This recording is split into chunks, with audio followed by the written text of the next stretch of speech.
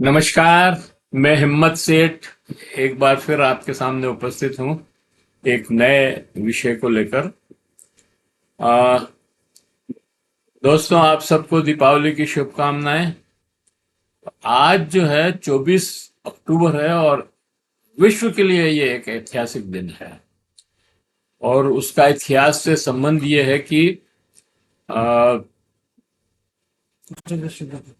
1945 के अंदर यूएनओ का गठन हुआ था और उसका एक चार्टर बना।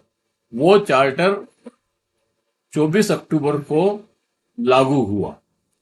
तो इसलिए आज का दिन जो आज 24 अक्टूबर है और संयुक्त राष्ट्र संघ का चार्टर लागू हुआ मानव अधिकार का, वो सारे विश्व में माना जाता है। और सारी माना जाता है या नहीं माना जाता है वो एक अलग बात है, पर सारे कानून और संविधान और ये सारी चीजें उसको फोकस करके बनाई गई है।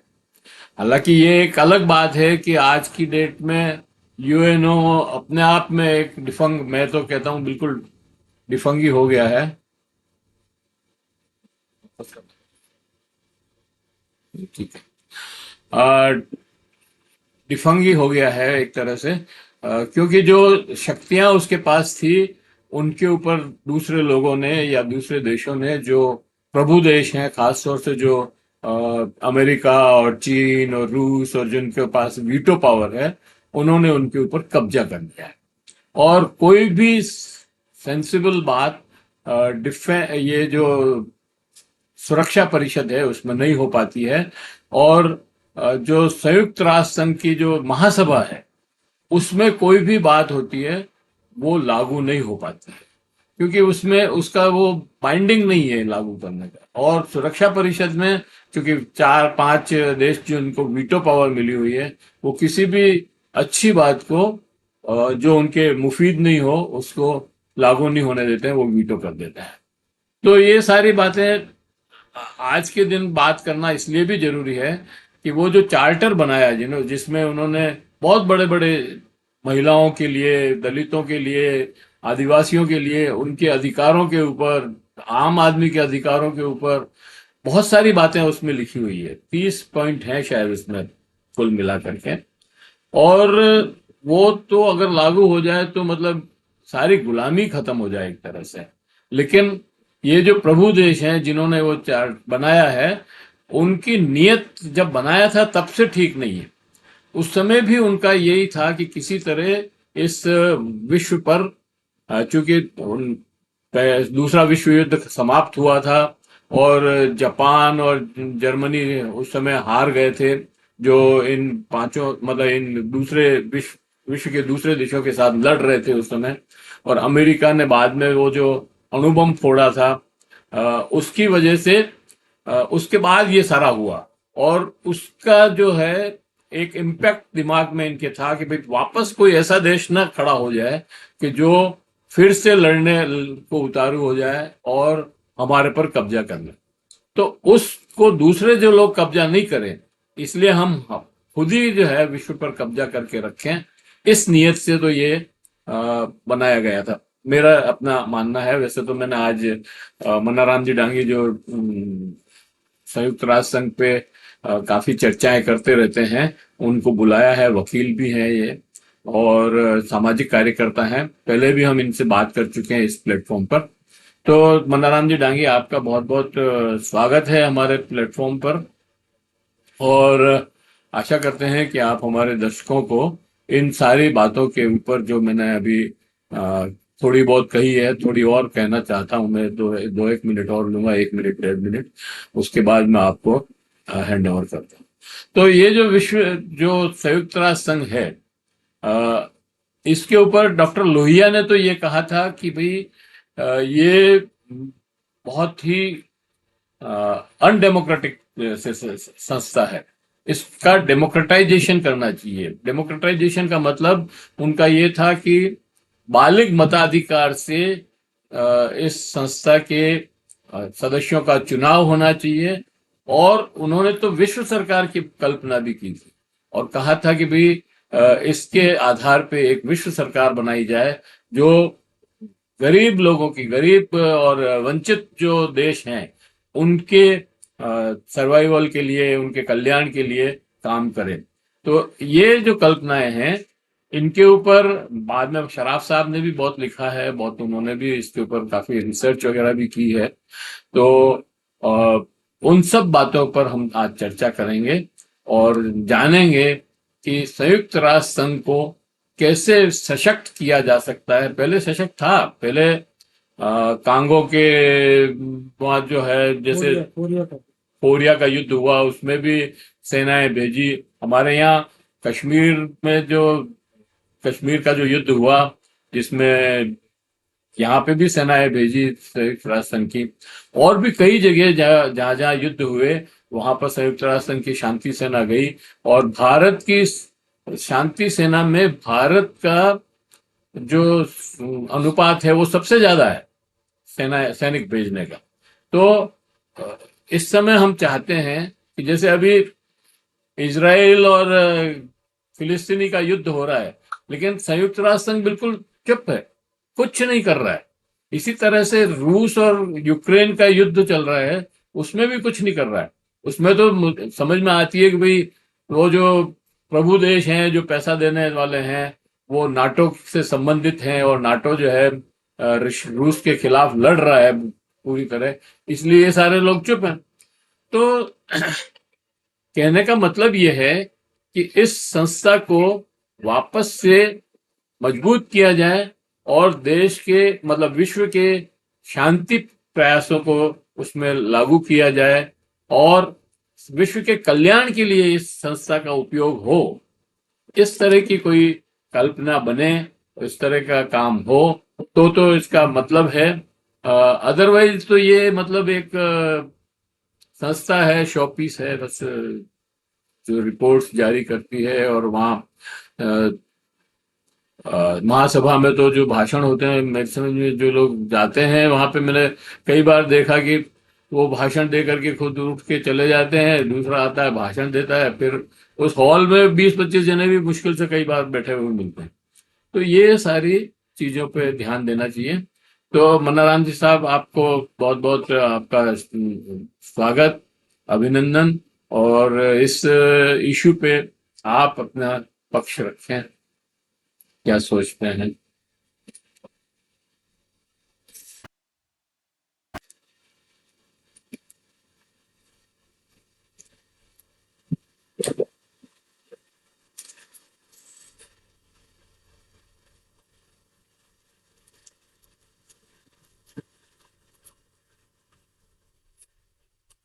बस ठीक है। बहुत बहुत धन्यवाद सेठ साहब। ये जो आज का विषय आपने रखा है वो बहुत ही रिलेवेंट है और ये इस पर चर्चा होना बहुत ज़रूरी है पूरी दुनिया में, और उसका पूरी तरह से विश्लेषण होना चाहिए और जनता में इसके बारे में राय बननी चाहिए, पूरी दुनिया के देशों में भी, आम लोगों में, नागरिकों में भी। तो यूएन का जो गठन हुआ वो दूसरे विश्व युद्ध की जो परिस्थिति बनी और उससे पूर्व प्रथम विश्व युद्ध में भी वही देश थे, पूरे राष्ट्र और मित्र राष्ट्र। और प्रथम विश्व युद्ध 14 से 19 तक चला और उसके बाद एक राष्ट्र संघ की भी स्थापना हुई जो फेल हो गया उसके उद्देश्यों में। उसके बाद दूसरा विश्व युद्ध भी 1939 से 1945 के बीच में चला, जिसमें इटली, जर्मनी, जापान एक तरफ थे, पूरी राष्ट्र जिनको करते थे, और मित्र राष्ट्र पूरी दुनिया के देश उसमें शामिल थे लगभग। उसमें उस युद्ध में करीब 5 करोड़ लोग मारे गए थे।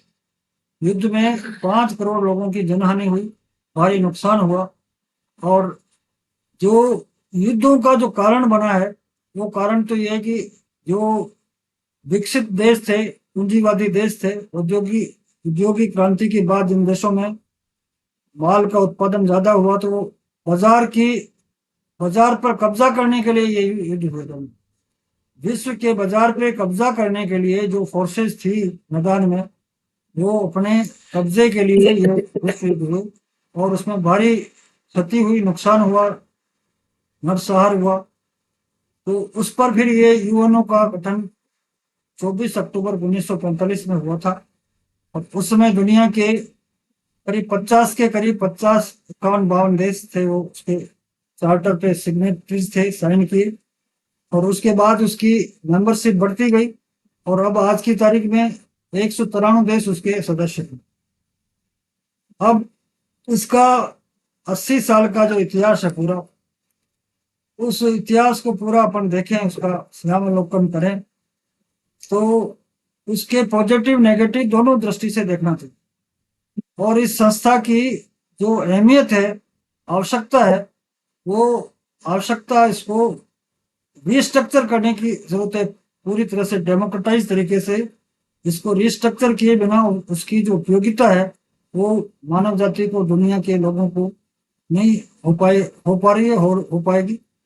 तो आज जो चैलेंज है दुनिया के सामने, वो चैलेंज सबसे बड़ा चैलेंज है, पर्यावरण का चैलेंज है। जिसमें जीव जगत, पूरी बायो लाइफ को, मानव जाति सहित को खतरा पैदा हुआ है। और इस चैलेंज को मिट आउट करने के लिए कोई एक देश इस पे कुछ भी नहीं कर सकता। और उसकी जो सफरिंग है, मतलब पूरी मानव जाति और जीव जगत को है। और इस पर पहलकदमी यूएनओ के जरिए, यूएनओ को जो चार्टर था उसमें खास तौर से उसके ऊपर जिम्मेदारी थी विश्व में शांति कायम हो। और उसके बाद चार्टर के जो भी उसके ऑब्जेक्टिव हैं, उस पर जो भी काम हुआ है वो तो रिकॉर्ड पर है कि मानव विकास के लिए काम किया है, पर्यावरण के लिए किया है, मानवाधिकार के लिए किया है, और शिक्षा के लिए किया, संस्कृति के लिए, वो सारे आयाम हैं। स्वास्थ्य के लिए भी, महिलाओं के लिए भी, महिलाओं के लिए भी। और WHO जो बना है वो भी स्वास्थ्य के बारे में भी रेगुलेट करता है पूरे वर्ल्ड को। फूड एंड एग्रीकल्चर ऑर्गेनाइजेशन है, वो भी मतलब खाद्य समस्या विश्व की। तो इस तरह से इस संस्था का आज की जो परिस्थिति है, आज परिस्थिति ये एक साइंस और टेक्नोलॉजी का जो सेकेंड वर्ल्ड वॉर के बाद जो विकास हुआ तकनीकी का, साइंस का, उसने मानव जाति को आपस में जोड़ दिया है। देशों को उस समय सोवरन नेशन स्टेट का कंसेप्ट था, लेकिन आज कोई भी कंट्री सोवरन नेशन स्टेट नहीं है। सारे देश, चाहे वो धनी देश है, पावरफुल है, लेकिन उनकी परस्परता है, आपस में अंतर्निर्भर है, अंतर संबंधित है। इसलिए दुनिया आपस में जुड़ गई है। तो ऐसे हालात में यूएनओ का महत्व बढ़ गया है।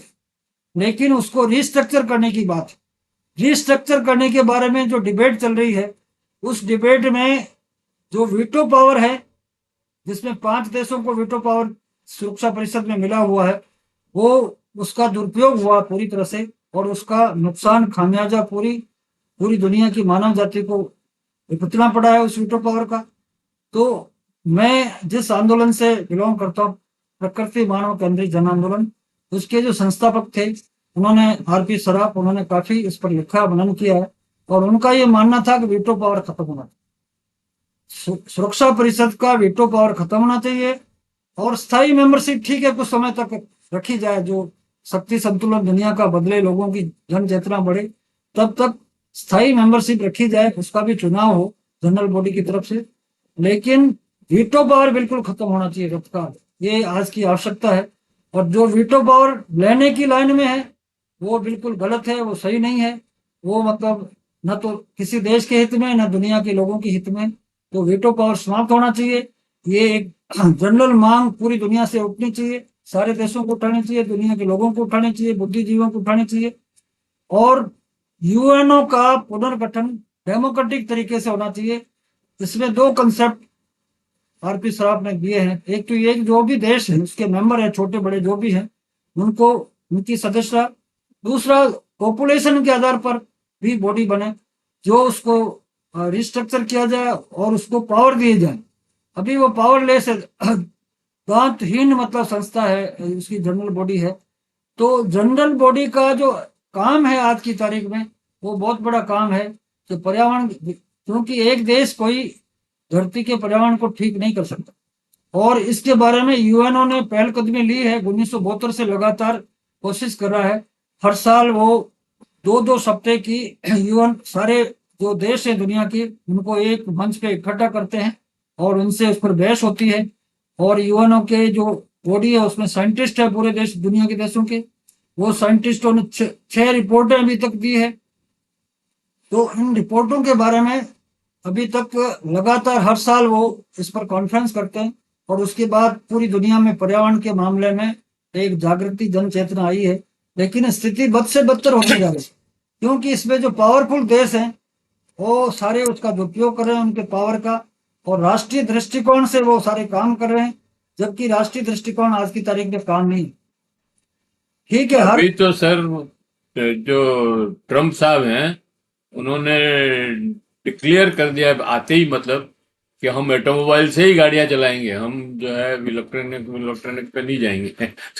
तो मेरा निवेदन ये है कि आज की तारीख में देखो, ना तो ट्रम्प चलने वाले हैं, दुनिया वो उनको एक तरफ फेंक देगी, यहाँ तो दुनिया खत्म हो जाएगी, वो तो यहाँ चार साल के लिए है वो तो। दुनिया युद्ध संकट आया हुआ आज की तारीख में। आज की तारीख में कोई भी नेता नहीं है, आज किसी भी कंट्री में या दुनिया का कोई नेता नहीं है जो एक नई दिशा ले सके। ये संकट सबसे बड़ा है।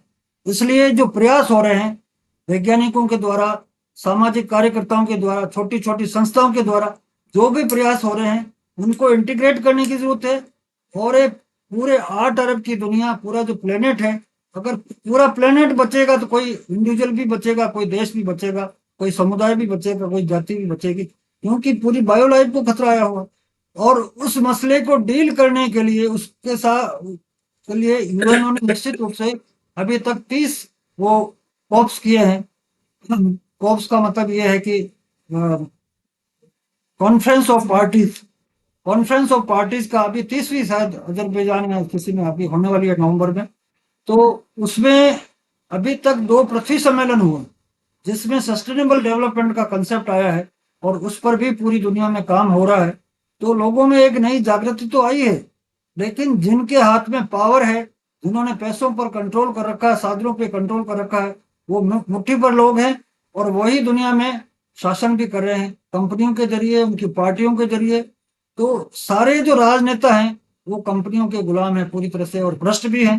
तो ऐसे हालात में दुनिया की जनता जो है, दुनिया के लोग हैं, दुनिया के बुद्धिजीवी हैं, दुनिया के जो वैज्ञानिक हैं, उनको एक इंटीग्रेटेड अप्रोच लेने की जरूरत है, और यूएनओ की जनरल बॉडी को सशक्त करने की जरूरत है, और उसको डेमोक्रेटिक तरीके से उसको रीऑर्गेनाइज किया जाए, और उसको पावर दी जाए, फाइनेंशियल पावर भी दी जाए, अथॉरिटी भी दी जाए, और गांव से लगाकर यूएनओ तक विकास की जो प्रक्रिया है वो डेमोक्रेटिक तरीके से रीऑर्गेनाइज किया जाए देश के स्तर पर और यूएनओ के। क्योंकि यूएनओ का जो स्ट्रक्चर है वो 1945 की जो स्थिति थी उसमें सॉवरन नेशन स्टेट का कंसेप्ट था। आज कोई देश सॉवरन नेशन स्टेट नहीं है, इसलिए यूएनओ को पूरी तरह से रिस्ट्रक्चर करने की जरूरत है। यूएनओ की जनरल असेंबली को पावर देने की जरूरत है, और पावर दे करके 2 मसले हैं, एक मानव विकास का मसला है और एक पर्यावरण का मसला है। इन दोनों मसलों पे जो काम करने वाली जो बॉडी है वो यूएनओ को अगर रिस्ट्रक्चर किया जाए, उसको डेमोक्रेटाइजेशन किया जाए, जनरल बॉडी को पावर दिए जाए, और सिक्योरिटी काउंसिल का वीटो पावर खत्म किया जाए, तो ये संस्था काफी आज के चैलेंज को मिट आउट करने के लिए काफी उपयोगी संस्था हो सकती है, और उसको बनाया जाना चाहिए। तो मैं ऐसे मौके पर आज मैं सेठ साहब ने टाइम दिया, तो मैं ये कहना चाहता हूँ कि यूएनओ जो है उसके के बारे में, क्योंकि उसका जो उद्देश्य था वर्ल्ड पीस का, उसमें निश्चित रूप से कामयाब नहीं हुआ। कामयाब नहीं होने का कारण ये था कि जिनके पास वीटो पावर था वही जो है वही इन्होंने नहीं डिस्टर्ब किया लगातार, उस पावर का दुरुपयोग किया है, और इन्होंने हथियारों की होड़ चलाई है हथियार बेचने के लिए, मतलब आतंकवाद का। क्योंकि सबसे बड़े आतंकवादी आज की तारीख में जो वीटो पावर होल्डर हैं वही, और मानवाधिकार का हनन जो कर रहे हैं पूरी दुनिया में वही सबसे ज्यादा कर रहे हैं, और आतंकवाद जो पैदा करने की जो मदर हैं वो यही देश, उनकी वजह से ही आतंकवादी। क्योंकि आतंकवाद पैदा होने का जो कारण है वो अन्याय है, अन्याय जो और अनजस्टिस होगा, असमानता होगी, और बदहाली होगी, गरीबी होगी, बेरोजगारी होगी, ये सारे मसले होंगे तो ये सारी चीजें उठेगी।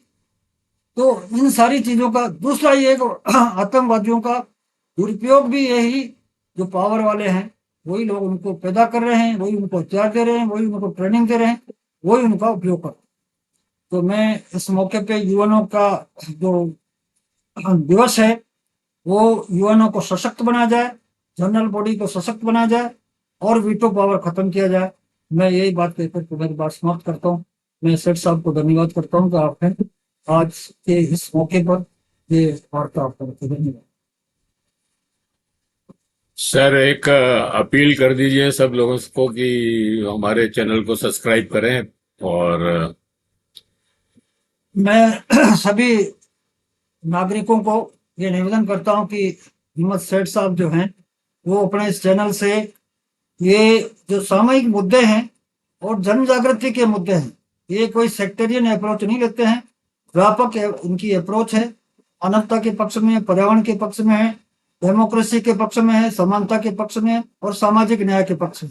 ये सारे मुद्दे उन्होंने अपने इस चैनल से जो भी इन्होंने वीडियो बनाए हैं अभी तक वो काफी उपयोगी हैं जन शिक्षण के लिए। तो आप इसमें ज्यादा से ज्यादा इसमें शेयर करें, भाग लें और इस चैनल को आप प्रोत्साहन करें। धन्यवाद। बहुत बहुत आभार आपका हमारे दर्शकों को यूएनओ के बारे में सही जानकारी देने के लिए भी और हमारी चैनल को सब्सक्राइब करने के लिए आपने जो अपील की है उसके लिए भी आपका बहुत बहुत आभार। और आप हमें समय दे देते हैं और हमारे दर्शकों को नई नई जानकारियां देते हैं, उसके लिए भी आपको आभार। दोस्तों आज संयुक्त राष्ट्र संघ दिवस है।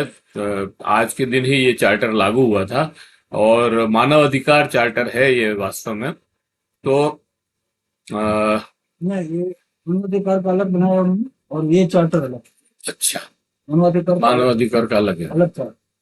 तो कुल मिलाकर के आज जो है ये यूएनओ का जो चार्टर लागू हुआ था उसकी आपको भी सब लोगों को बधाई। और विश्व मुद्रा कोष और सॉरी वो तो अलग है, इसकी पार्टी है। हाँ वो पार्टी है लेकिन अलग तरह से चलती है वो। पर स्वास्थ्य और शिक्षा और ये जो चीजें हैं, महिलाओं का सशक्तिकरण और पर्यावरण, ये सारे संयुक्त राष्ट्र संघ पूरे विश्व के स्तर पर देखता है और उसके ऊपर काम कर रहा है। तो आप ये इसी पॉइंट पे हम इसको समाप्त करते हैं इस वीडियो को और आशा करते हैं कि आपको ये वीडियो पसंद आया होगा। पसंद आया हो तो लाइक करें, फॉरवर्ड करें और लोगों को भेजें, अपने सोशल ग्रुप्स में डालें। और अगर अभी तक आपने हमारे YouTube चैनल महावीर समता संदेश को सब्सक्राइब नहीं किया है तो सब्सक्राइब कर लें, बेल आइकन दबाना ना भूलें और कमेंट बॉक्स में जाएं, कमेंट लिखें, सुझाव दें, आपके कोई प्रश्न हो तो वो भी करें। और आपके सुझाव और प्रश्न और कमेंट जो है हमें और बेहतर करने की ओर अग्रसर करेगा। जय हिंद, जय भारत। फिर मिलते हैं और किसी वीडियो के साथ। धन्यवाद।